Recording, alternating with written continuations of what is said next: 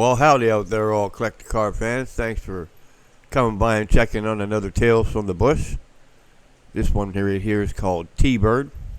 This is Jason, the owner and founder of Southern Bush Motorsports.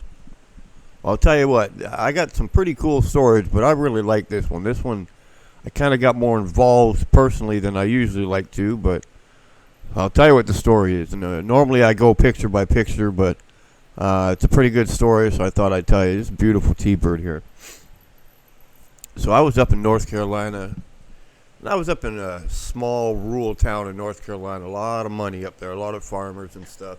Good people, really good people. I mean, normally I sleep in my van, and my van's all camperized and commercialized and that. And I got an office in there and sleeping, TV, VCR, and fridge, stove, microwave. None of these people up in this part of the town would have anything to do with me sleeping in my van. You know, always invite me into the house to get a meal and stuff. Really good people.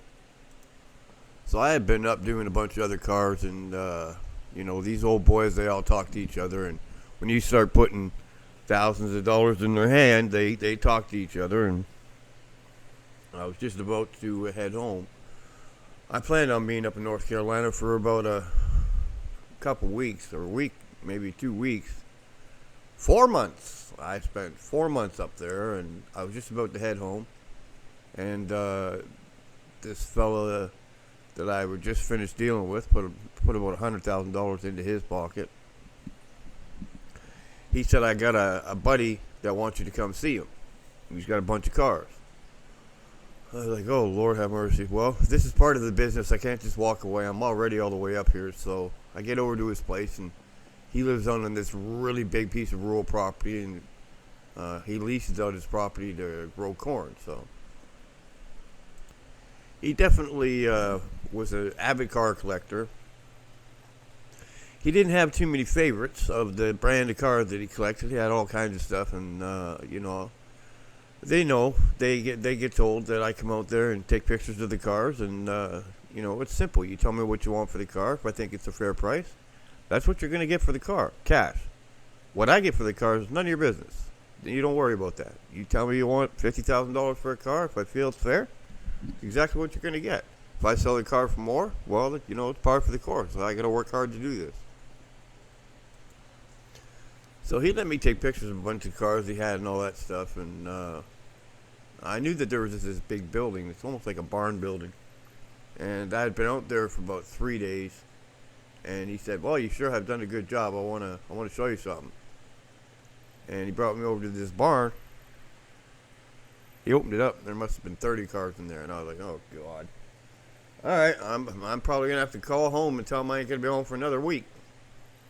So I start going through this, and, it's just weird. He just kind of collected the things that he wanted. But inside the very front of the barn was this T-Bird. And it had been there. He told me it had been there since the 80s. It hadn't moved from that spot. When I got to it, the tires were all flat, but I just could not believe how solid this car was, how original looking this car was. When I got to talk to him about it, he said this car has never been restored. It's never been touched. It's been sitting in this corner since the 80s. And he told me a bit of a story about that. Some people were in trouble and they needed money, and I bought the car off him. I didn't really need it. He's an insurance guy, and he ended up parking the car in this building. Look at that interior. Gosh. Anyway, so as part course in the agreement that I with him is I get all the cars out. This car right here, I said, I'd really like to get this one out and get it cleaned up myself. I'll pay my own, my own stuff, and I'd like to get it running since, I got a little bit more to sell. I don't want to just sell it as I don't know if it runs. So I got the car out, spent my own time on it, cleaned it all up, shined it all up, got that paint just so beautiful. And it's so the way they sprayed those cars back then with that lacquer paint, just a thick paint. It's almost like a bullet could deflect it. So anyways, I stuck the car on my website, and I was still up there. Oh, so sorry, there's a shameless selfie with me. I always carried a gun with me, even when I was working, because it is what it is. People knew who I was, and dogs and wolves and stuff. I ran into a lot of stuff. So Anyways, I cleaned the car up myself. I got the thing running. He didn't think it would start because it hadn't been moved since, I think he said 81 or 82. So I stuck some transmission fluid down into the cylinders through the spark plug hole, and came back the next day, fired it up. Thing fired right up. Wouldn't believe it. Just boom, smoked a little bit and fired right up. So I stuck it on my website, like I was saying, and I bet it was on there. Well, it couldn't have been on there for more than a few hours. And the fella called me, probably on there for about 6-7 hours. The fella called me and he goes, looking at the T-Bird and all that, he goes, I want to buy the car. And I'm like, sure, no problem. And he goes, I don't want anyone else looking at it. He goes, I'm ready to send the money now. And I'm like, well, obviously I got a lot of street credit and I'm incorporated business and stuff, but you really can't act like that, like just send anybody money. There's a lot of scams out there. He goes, no, I follow you. I know who you are. I want that car. And I don't know. The guy just seemed really pushy about it. So I said, I'm pulling the car out and cleaning it up and starting it running. He goes, here's what I need you to do. I'm going to buy the car. I'm going to give you what you're asking for it. I'm going to send you $5,000 extra. I want that car up and running, cleaned. This is why all the cleaning products were out there. I want the car cleaned and looking good. He goes, I got a reason for it. So he did. He actually sent me the extra money and sent me the money for the car within an hour of talking to the guy. And that's why I had the car out there and I was really cleaning it up, getting it all shined up. So I called the guy and I said, okay, here's some pictures of the car. And, the car looks good. I got it all detailed up and stuff. It had been sitting for, 40 years, 30 years. And he goes, okay, so here's the deal. Does the guy that owned that car own a car insurance company? And I said, well, I don't know how the hell you knew that, but yep. And he goes, is his name Larry? And I said, hold on a second here. And the guy just happened to be standing beside me. And I said, talk to this fellow on the phone. So they got talking, and son of a bitch, if it wasn't the guy he sold the car to. And they got jibber-jabbering on the phone. He handed me the phone back, and I said, you guys mind telling me what the hell's going on here? He goes, I got married in that car. I drove that car to our marriage. We got married, drove the car from the wedding. Something happened. There was a health thing, and I needed to dump the car quick. The last person I had talked to was the insurance agent. For some reason, I thought about him, and I told him what was going on. He said, oh, okay, I will agree to buy the car to help you out with your medical expenses. And I guess this couple was pretty young then. That was quite a while ago. So there's obviously some history with this car. And he said to me, look, here's the thing. I need to get that car delivered to Nebraska. And I said, well, there's no problem. I can arrange shipping for you.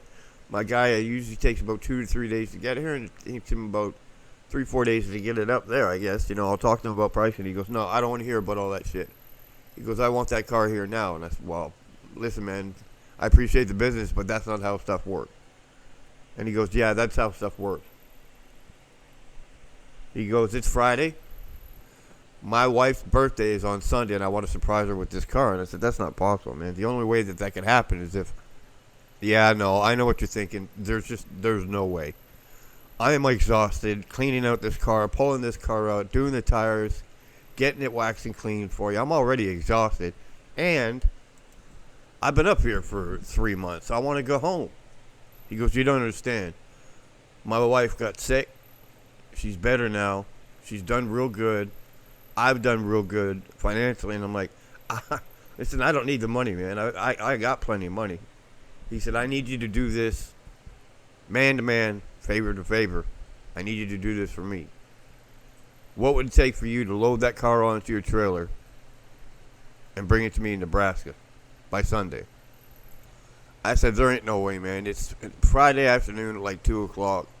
I'm looking on my computer right now inside my van, and that's a 22-hour drive. Plus, you're talking about mountains and stuff like that. I'm hauling a trailer with this big old heavy car. I literally would have to drive through the night for 2 days to get it to you with no sleep.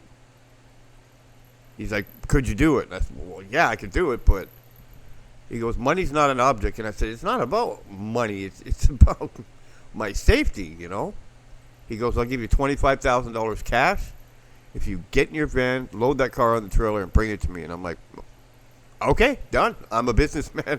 I'm not stupid. Money is money. And I'm like, why do you want this car so bad? And he's like, because we got married in that car, and I had to sell it in an emergency, and I want my car back.